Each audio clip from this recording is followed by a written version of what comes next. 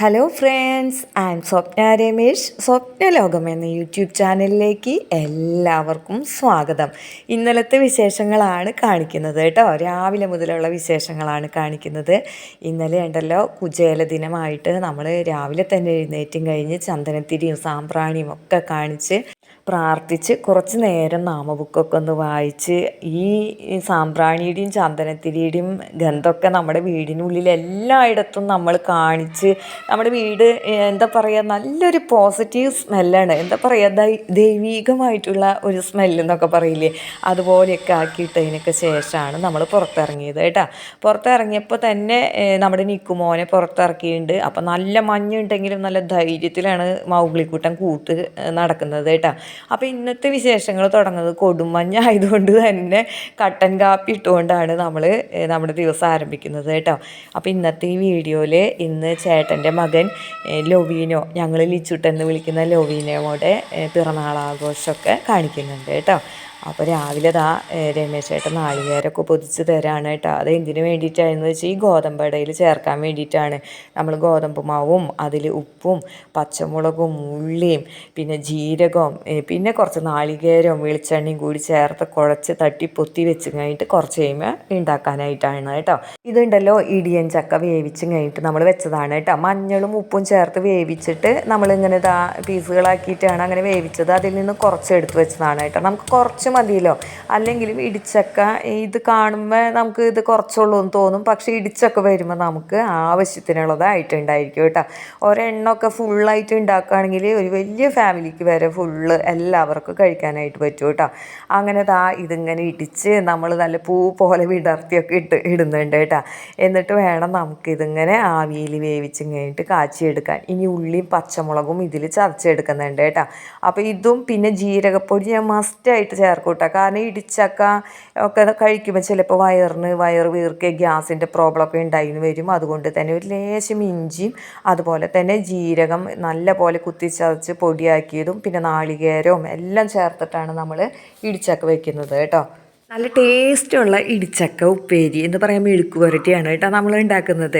അപ്പോൾ ഇടിച്ചക്കൊക്കെ ചിലർക്ക് ആ ഇടിച്ചക്ക കഴിക്കുമ്പോൾ അത്ര അങ്ങോട്ട് പറ്റില്ല. അതുകൊണ്ട് ചിലർ അതങ്ങനെ വെക്കാതെ നോക്കും കേട്ടോ. അപ്പോൾ എനിക്ക് രണ്ടും ഇഷ്ടമാണ് കേട്ടോ. നമ്മുടെ മൂത്ത ചക്ക അതുപോലെ തന്നെ കിളുന്ത് ചക്ക, ഇടിച്ചക്ക ഇതൊക്കെ നമുക്ക് ഇഷ്ടമാണ് കേട്ടോ.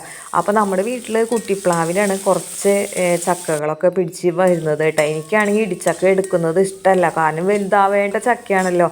വലുതായിട്ടുള്ള ചക്കയാണെങ്കിൽ അത് നമുക്ക് അയൽവക്കക്കാരൊക്കെ ആയിട്ട് പങ്കിട്ടും കഴിഞ്ഞിട്ട് കഴിക്കണം. അപ്പോൾ അതൊരു ഭയങ്കര സന്തോഷമാണ് അല്ലേ, എല്ലാവർക്കും കൊടുത്തും കഴിഞ്ഞിട്ട് അങ്ങനെ കഴിക്കുന്നത്. ഇടിച്ചക്കയൊക്കെ ആയിട്ട് നമ്മൾ ചെറുപ്പത്തിലേ തന്നെ അങ്ങോട്ട് അറുത്തങ്ങടെ എടുത്ത് കഴിഞ്ഞിട്ടുണ്ടെങ്കിൽ പിന്നെ വലുതാവില്ല, ഇത് എല്ലാവർക്കും കൊടുക്കാനും ഉണ്ടാവില്ല.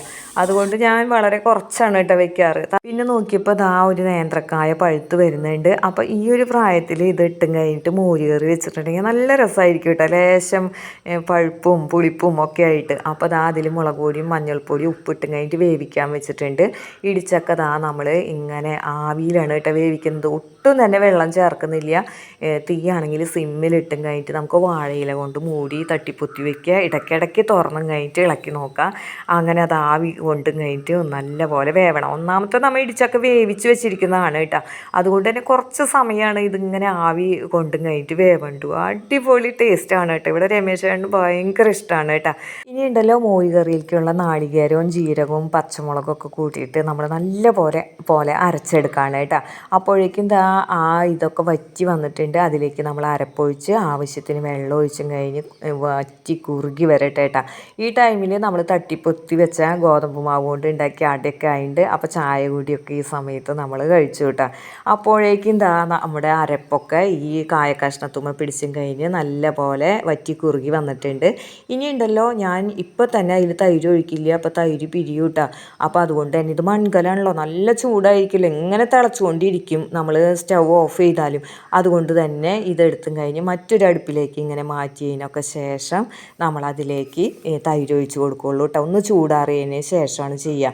അപ്പോൾ അതുകൊണ്ട് തന്നെ എന്നിട്ട് നമ്മൾ തൈര് ഒഴിച്ചും കഴിഞ്ഞ് ഒന്ന് ഇളക്കിയെടുക്കുകയാണ് കേട്ടോ.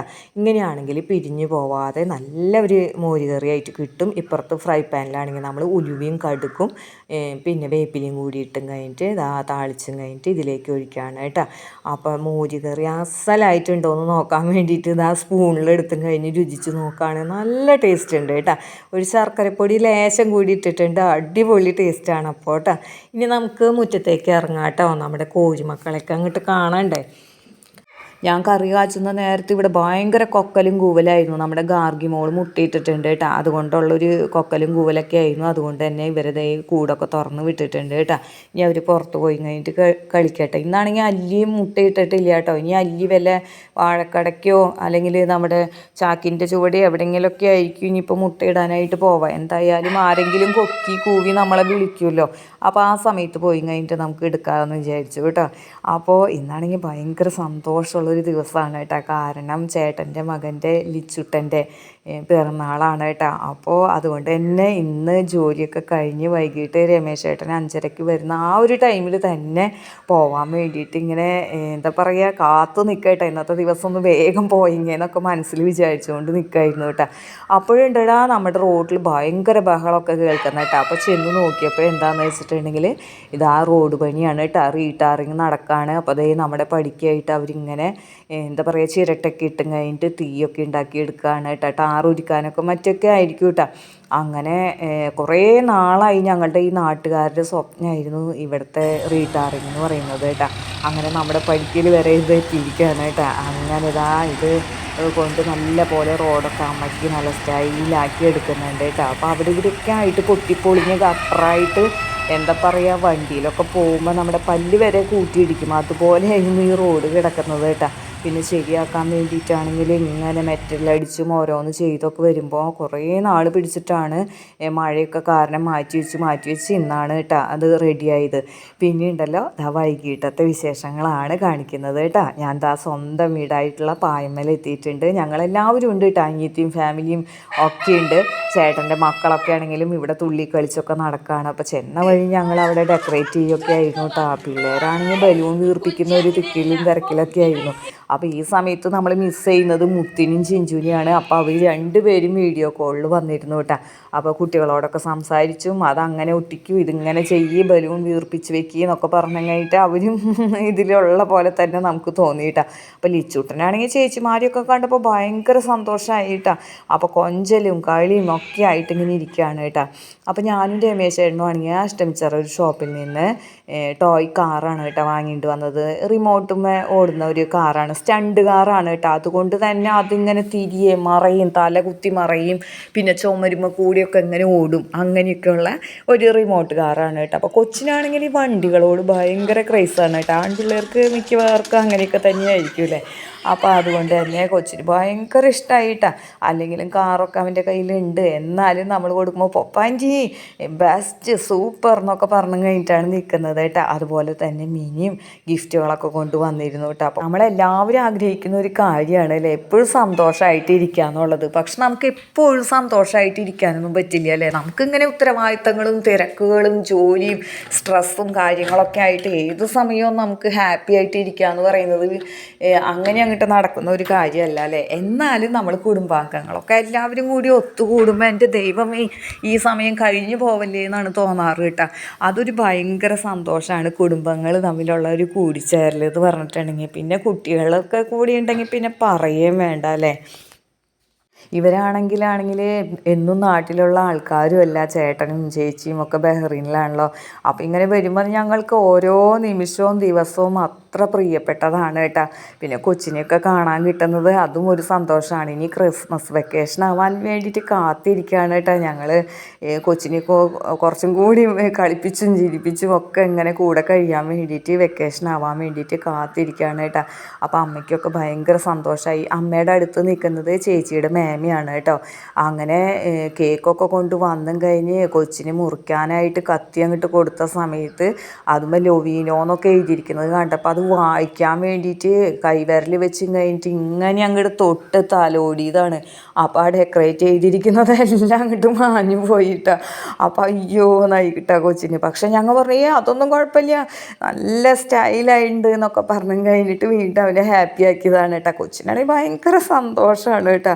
എല്ലാവരെയും കൂടി കണ്ടിട്ടും കേക്കും മറ്റുമൊക്കെ കണ്ടപ്പോൾ കൈകൊട്ടും ഞാൻ പാട്ടൊക്കെ ആയിട്ട് കൊച്ചിങ്ങനെ നിൽക്കുകയാണ് കേട്ടോ. ഇങ്ങനെയുള്ള സന്തോഷവേളകളിലൊക്കെ അച്ഛനെയൊക്കെ ഓർത്ത് പോവാണ് കേട്ടോ. അച്ഛൻ ഒക്കെ ഉണ്ടായിരുന്നെങ്കിൽ ഭയങ്കര സന്തോഷമായിരിക്കും.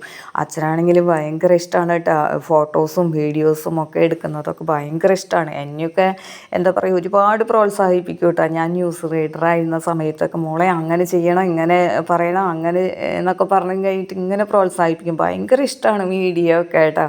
അപ്പോൾ ഈ ഒരു നമ്മൾ സന്തോഷകരമായിട്ടുള്ള ആ അവസരങ്ങളിലൊക്കെ നമ്മുടെ കൂടെ ഉണ്ടായിട്ട് വിട്ടു പിരിഞ്ഞവരെല്ലാവരെയും ഞങ്ങൾ മനസ്സിൽ ഇങ്ങനെ ഓർത്തു കിട്ടുക.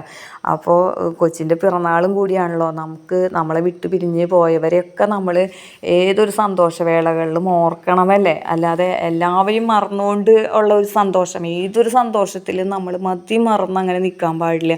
എപ്പോഴും നമ്മുടെ ആ ഒരു അസ്തിത്വം നമ്മളിങ്ങനെ ഓർക്കണമല്ലേ. അങ്ങനെയാണ് കേട്ടോ എനിക്ക് തോന്നാറുള്ളൂ. അപ്പോൾ അതുകൊണ്ട് തന്നെ ഞങ്ങൾ കുറച്ച് സമയം അങ്ങനെ വിട്ടു പിരിഞ്ഞവരെയൊക്കെ അവരെക്കുറിച്ചൊക്കെ അങ്ങനെ പറഞ്ഞ് കുറച്ച് സമയമൊക്കെ ഇരുന്ന് പിന്നെ കേക്ക് മുറിക്കലും കേക്ക് കഴിക്കലും മിഠായി വിതരണവും അങ്ങനെ ഇങ്ങനെയൊക്കെ ആയിട്ടും പിന്നെ ചേട്ടനാണെങ്കിൽ ഫുഡൊക്കെ ഏൽപ്പിച്ചിരിക്കുകയായിരുന്നു കേട്ടോ. അപ്പോൾ അതുകൊണ്ട് തന്നെ ഡക്ക് ഉണ്ടായിരുന്നു, പിന്നെ ചിക്കൻ ഉണ്ടായിരുന്നു, ബീഫ് ഉണ്ടായിരുന്നു, അങ്ങനെ എല്ലാ സംഭവങ്ങളും ഉണ്ടായിരുന്നു കേട്ടോ. അപ്പോൾ ഇഷ്ടമുള്ളവർക്ക് ഇഷ്ടമുള്ളതൊക്കെ കഴിക്കാമല്ലോ. അപ്പോൾ നമ്മൾ കഴിക്കാൻ മാത്രമല്ല കേട്ടോ, നമ്മുടെ മൗഗ്ലിക്കുട്ടനുള്ളത് കുറച്ച് പാഴ്സലായിട്ടും മാറ്റി വെച്ചിട്ടുണ്ടായിരുന്നു കേട്ടോ. അങ്ങനെ ഇന്നത്തെ ദിവസം അടിച്ചു പൊളിച്ചു. അപ്പോൾ എപ്പോഴും സന്തോഷമായിട്ടിരിക്കാനുള്ളൊരു വഴിയെന്ന് പറഞ്ഞാൽ ഇന്നലകളെക്കുറിച്ച് അങ്ങോട്ട് ഭയങ്കര ഓർത്ത് ദുഃഖിക്കാതിരിക്കുക, അതുപോലെ ഇനി നാളെ എന്തായിരിക്കും എന്ന് ആലോചിച്ചും കഴിഞ്ഞ് ടെൻഷൻ അടിക്കാതിരിക്കുക. ഇപ്പോൾ എന്താണോ ആ ഒരു അവസ്ഥയിൽ നമ്മൾ ജീവിക്കാനായിട്ട് ശ്രമിക്കുക. അങ്ങനെ ആകുലതകളില്ലാതെ ജീവിച്ചാൽ നമ്മുടെ ലൈഫ് ഹാപ്പി ആകും കേട്ടോ. അപ്പോൾ ഇന്നത്തെ വീഡിയോയും വിശേഷങ്ങളും ഇവിടെ വെച്ച് നിർത്താണ്. ഇഷ്ടപ്പെട്ടാൽ നിങ്ങൾ ലൈക്ക് ചെയ്യാനും കമൻറ്റ് ചെയ്യാനും ഷെയർ ചെയ്യാനും മറന്നു പോകരുത് കേട്ടോ. നമ്മുടെ ചാനൽ ആദ്യമായിട്ട് കാണുന്ന കൂട്ടുകാർ ആരെങ്കിലും ഉണ്ടെങ്കിൽ സബ്സ്ക്രൈബ് ചെയ്ത് കാണാനും മറക്കരുത് കേട്ടോ. ഇനി മറ്റു ചില വിശേഷങ്ങളുമായി നമുക്ക് അടുത്ത വീഡിയോയിൽ കാണാം.